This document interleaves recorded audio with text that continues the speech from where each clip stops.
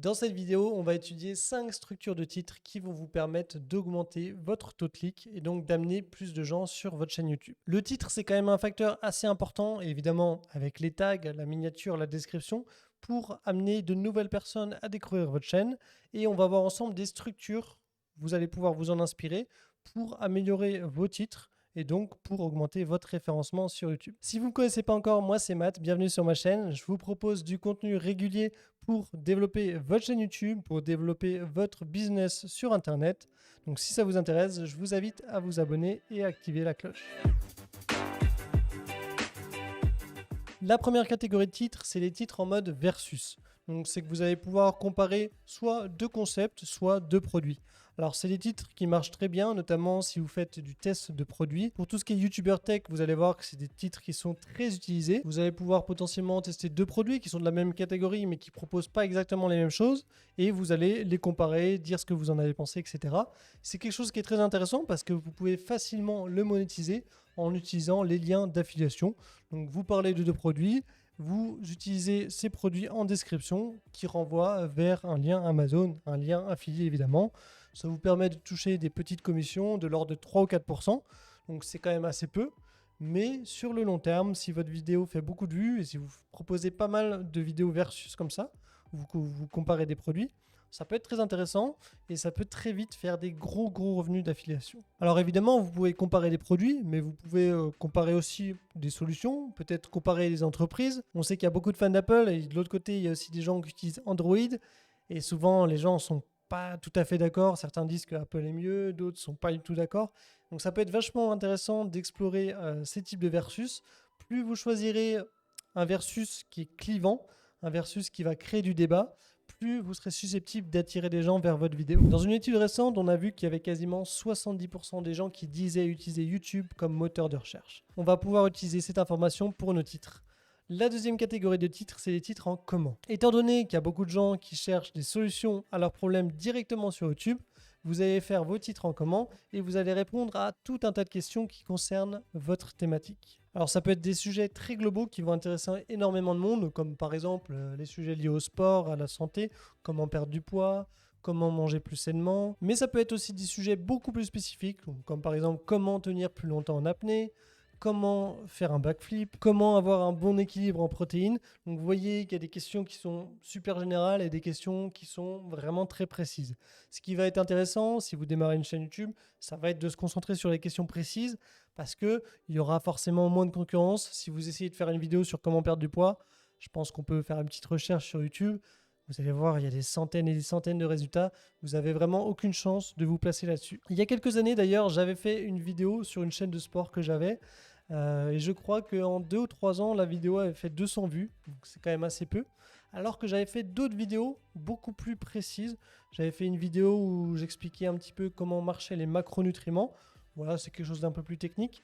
Et cette vidéo, en 3 ans, elle avait dû faire peut-être 20 ou 30 000 vues, quelque chose comme ça. Et pourtant, je partais d'une chaîne où j'avais vraiment quasiment aucun abonné. Donc, c'est vraiment des vues qui ont été faites sur le long terme grâce au référencement. Donc, pensez bien pour vos vidéos à essayer de répondre à des questions qui sont quand même assez précises. Parce que si vous visez une trop grosse catégorie de gens, vu que vous n'avez pas, entre guillemets, de crédibilité, vu que vous n'avez pas beaucoup d'abonnés ni d'audience sur YouTube, ça va être très difficile de se positionner dessus et de toucher des gens. L'avantage aussi des titres en comment, c'est que c'est du contenu qui va rester très intéressant sur le long terme. Vous allez expliquer à quelqu'un comment tenir en apnée. Dans 5 ans, dans 10 ans, ça sera des techniques qui marcheront toujours. Et donc, potentiellement, votre vidéo va continuer de faire des vues sur une longue période. La troisième catégorie de titres, c'est les titres en mode « vous faites des erreurs ». Donc, vous dites directement à votre audience qu'ils se trompent sur un sujet. Au niveau de la psychologie, il y a eu beaucoup d'études qui ont montré que les gens avaient plus souvent peur de perdre quelque chose, de manquer quelque chose, plutôt que de gagner quelque chose.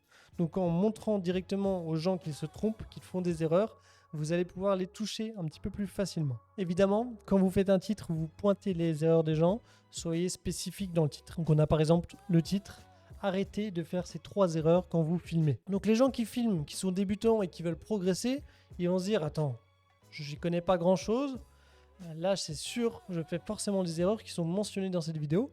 et donc ils vont venir voir votre vidéo pour s'améliorer. Dans la même logique, on sait que les gens ne veulent pas perdre quelque chose. Au lieu de faire une vidéo où vous dites 3 opportunités d'investissement, vous pouvez faire une vidéo 3 opportunités d'investissement à ne pas manquer en 2021. Donc voilà, pensez toujours à toucher les gens ont toujours peur de perdre quelque chose, pointez leurs erreurs et ne pointez pas forcément ce qu'ils peuvent gagner.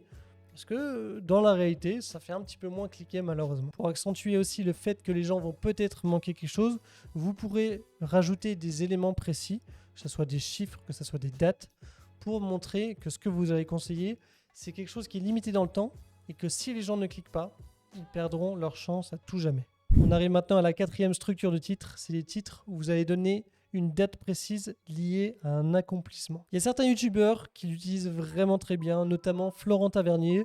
C'est un youtubeur qui raconte un peu sa vie, qui fait des expériences assez intéressantes. Honnêtement, j'aime beaucoup sa chaîne. Si vous ne la connaissez pas, je vous invite à la regarder. C'est vraiment très instructif. Et en fait, ce youtubeur, il va se donner des challenges avec une durée de temps limitée. Et par exemple, comme idée de titre, il y a « J'apprends à faire des rêves lucides en 40 jours ». On a survécu 72 heures dans la nature sans équipement. Donc, il nous donne une période très précise, donc 40 jours, et il a appris à faire des rêves lucides. Donc, ça nous intéresse pas, ça c'est quelque chose de personnel, voilà. Mais on sait que entre le début de la vidéo où il a commencé et entre la fin, il y a eu une progression qui a duré 40 jours, et forcément, ça nous donne envie de savoir où est-ce qu'il en est après 40 jours. Est-ce que c'est accessible à tout le monde? Et si moi les rêves lucides ça m'intéresse, j'ai tout intérêt à regarder sa vidéo pour savoir qu'est-ce que je peux obtenir comme résultat en 40 jours. Dans son autre vidéo, on a survécu 72 heures dans la nature sans équipement. C'est quand même quelque chose d'assez fort. On vit tous dans le confort, on a tous un appartement, une maison, un lit pour dormir. Donc là, il nous indique qu'il était dans la nature, donc c'est déjà assez peu commun. Pendant 72 heures, donc pendant 3 jours, et il n'avait pas d'équipement. On voit souvent des gens qui font des vidéos de survie, mais ils ont toujours des équipements. Et donc là, on a envie de savoir ce qui se passe, parce que c'est quand même assez peu commun de faire ce genre de vidéo. Il faut savoir que le cerveau humain, il adore la spécificité. Il adore entendre des chiffres, des nombres, et plus vous donnerez d'indications chiffrées, plus on aura envie de savoir le résultat. En fait. On arrive maintenant à la dernière structure du titre, c'est écrire des titres incomplets. Alors là, vous vous dites, attends, si j'écris un titre et qu'il manque un truc, c'est pas un petit peu bizarre? Mais c'est justement tout l'intérêt de la chose. Si vous écrivez un titre qui va peut-être manquer un mot, on va comprendre qu'il manque un mot. Et on va se dire, j'ai envie de savoir ce qui manque. Si vous avez fait une bonne miniature qui fonctionne bien avec, ça va peut-être nous donner des indices sur le mot qui manque, mais on n'en sera pas sûr à 100%. Donc pour être sûr d'avoir la réponse à cette énigme que notre cerveau se pose, le cerveau il déteste ne pas avoir de réponse. Le cerveau c'est quelque chose de très rationnel. Donc forcément s'il manque quelque chose, il a envie de savoir. Et pour savoir, il est obligé de cliquer sur la vidéo pour avoir la réponse. Donc vous aurez certains titres où va directement manquer un mot. On va pouvoir peut-être le déduire, le deviner, mais pas forcément. Et vous avez des titres où il ne va pas manquer de mots, mais c'est au niveau de la formulation que ça va être intéressant. Notamment Squeezie, je trouve qu'il le fait très très bien. Peut-être que Squeezie est à la position numéro 1 sur le YouTube français. Peut-être qu'il a une grosse audience, beaucoup d'abonnés. Mais ça n'empêche qu'au niveau de ses titres, je trouve qu'ils sont vraiment bien travaillés. Au niveau des miniatures aussi. Et entre guillemets, c'est tout un art de savoir faire ça. Donc par exemple, comme titre, il a fait « J'en ai marre de pleurer devant ça ». Donc pleurer, on voit que c'est une émotion, c'est quelque chose qui n'est pas anodin. Et c'est devant ça, on se demande ce que c'est en fait. Qu'est-ce que c'est que ça? Enfin, on veut savoir pourquoi est-ce qu'il pleure. Et voilà, c'est quelque chose qui donne envie de cliquer. Il dit aussi « Ces trucs sont tellement énervants ». Donc pareil, une fois de plus, une émotion, l'énervement. Et ces trucs, qu'est-ce que c'est que ces trucs? Évidemment, la miniature, elle accompagne très bien. Parce que on se doute un petit peu, mais on ne sait pas réellement. Et enfin, le troisième que j'ai sélectionné, mais il y en a beaucoup d'autres, c'est pourquoi personne leur dit. Alors, personne leur dit quoi? Donc on ne sait pas qu'est-ce qu'on devrait leur dire, mais on se dit que si quelqu'un doit leur dire quelque chose, c'est forcément qu'il se passe un truc, qu'ils font quelque chose de malaisant, qu'ils font quelque chose de mal, etc. Donc on a envie de savoir qu'est-ce que font les personnes, qu'est-ce qu'on est censé leur dire. Voilà, honnêtement, les titres incomplets, c'est parmi les plus durs à maîtriser. Ça demande pas mal d'expérience, ça demande pas mal de pratique, mais si vous les maîtrisez, vous allez voir que votre taux de clic, il va vraiment augmenter. Par contre, attention, je vous le dis, il ne faut pas faire de titres mensongers. Si vous mettez quelque chose dans votre titre, ça doit être attrayant, mais votre contenu est très important. Il faut que votre contenu soit de qualité et qu'il n'y ait pas de mensonge par rapport à votre titre ou à votre miniature. Maintenant, je vous invite à mettre en application ces 5 structures de titres Ça va énormément vous aider, ça va vous faire progresser. Vous aurez potentiellement plus de monde qui arrivera sur votre chaîne, mais évidemment, c'est pas quelque chose qui va se faire du jour au lendemain. Ça va demander de la pratique. Et si vous regardez juste cette vidéo, mais que vous faites rien derrière, il n'y aura pas de magie et votre chaîne, elle va pas décoller tout simplement.